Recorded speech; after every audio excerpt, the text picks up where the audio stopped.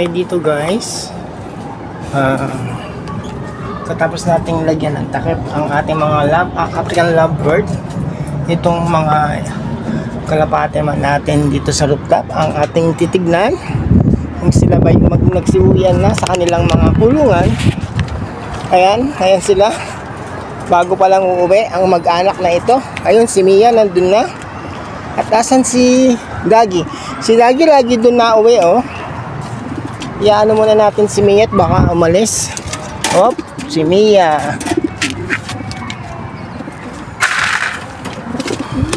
Ito na yung mag-anak, tatlo.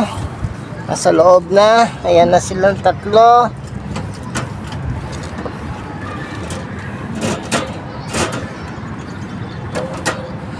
Tapos ito yung apat na mag-anak naman din. Nakita nyo naman kanina, bago lang sila nagsiuwian. Nakita nila akong umakyat dito sa rooftop. Sinabihan ko na yun sila kapag kagantong magabi na, mag-uuwian na. Ayan po si Mia, oh. Si Mia sumusunod na yan, oh. Alam niya na kailangan pag ganitong oras nandun na siya sa kanyang kulungan. Ewan ko ba naman itong si Dagi Gray. Dito siya umuwi, oh. Ayan si Dagi Gray, oh. Nandito siya sa kabilang kulungan. Sabi ko naman, meron naman siyang kulungan nandito. Ayun yung kulungan niya, yung maliit. Kasi kung kay Mia ko siya ilalagay, inaaway naman siya ni Mia, eh. Pero susubukan ko ilagay kay Mia. Tignan natin kung hindi na sa awayin ni Mia, para pares na sila ni Mia.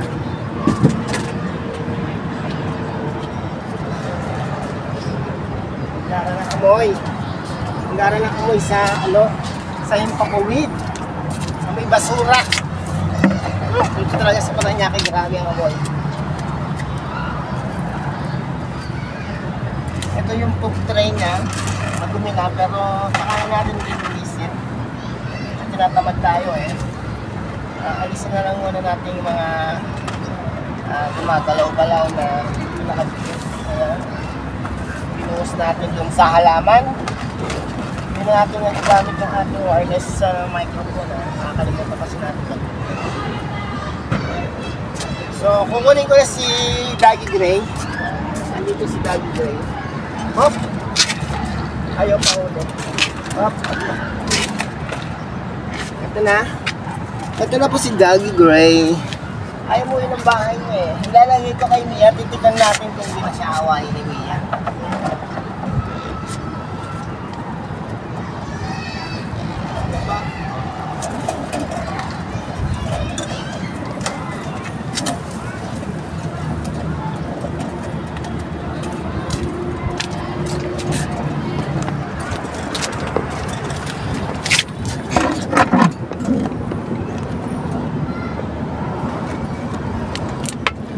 As you can see, inaaway pa rin siya ni Mia. So, ililipat pa rin natin siya dito.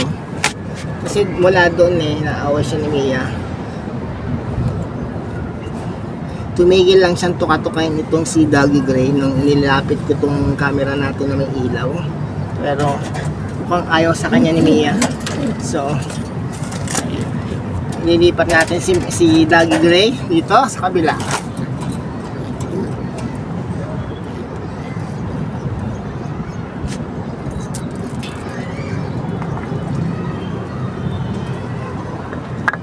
Bigyan natin inumin para hindi siya mauhaw. Kung siya naman nagsikain na yan kanina. Ito rin yung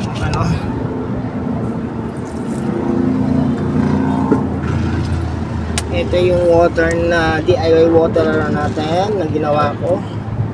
Ayan.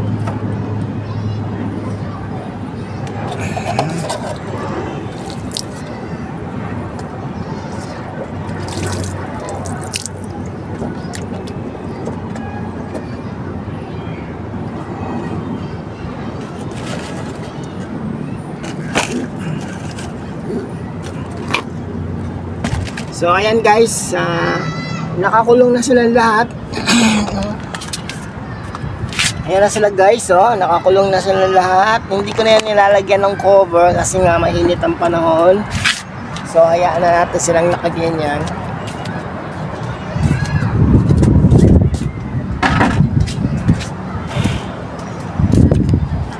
Mukha namang malinis ang ating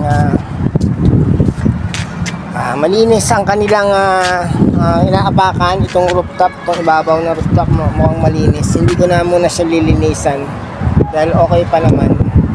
So ayan na guys, ang ating mga kalapate, nakakulong na sila. At hindi ko na sila nilagyan ng cover kasi nga mainit. Ayan yung cover, ito yung pinagko-cover natin sa kanila. At itong ating solar na ay bumaksak.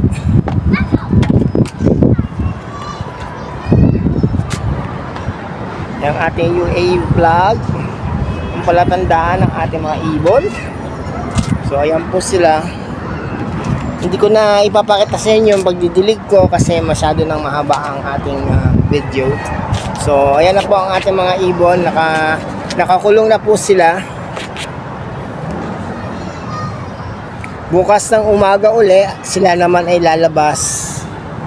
At sila ay nakauwi sa ating lahat ng kayo ng umaga, ay dinala ko sila doon sa malayo na yun sa May Tulay papuntang Kabiasnan.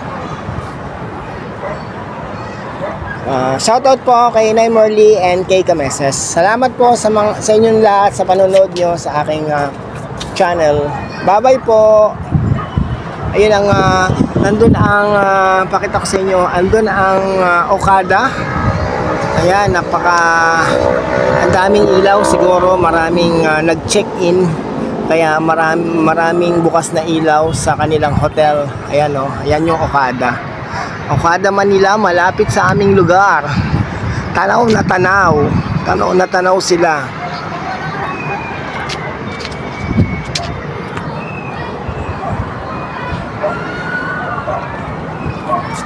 Bye-bye po at maraming salamat po sa panonood ninyo. Good night!